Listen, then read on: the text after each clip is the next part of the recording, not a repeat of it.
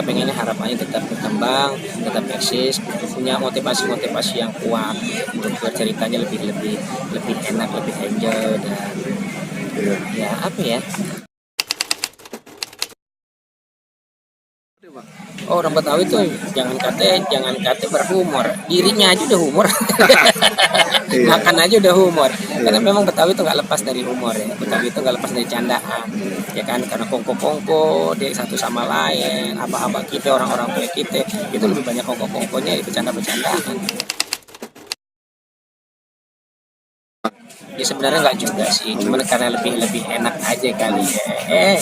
Ente kemana? Ini enggak deh makan ya, kayak gitu sebenarnya sih. Cuman berkembang ke sininya jadi jujur aja, lebih banyak ke fisik kan. Sebenarnya ada hal-hal lain yang bisa diangkat gitu selain kita mencela fisik. Ya tipnya yakin. Ya, bagaimana, karena kan kita harus yakin bagaimana kita yang harus yakin orang kan. Kalau kita nggak yakin aja apa yang kita ucapin ya orang nggak bakal itu.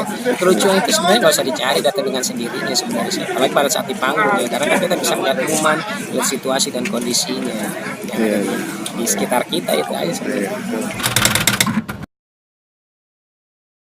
Perlunya Betawi punya TV ya, artinya supaya bisa berkembang Betawinya melalui channel TV ini. Mudah-mudahan berkah semuanya, amin. Amin. Channel TV berkah.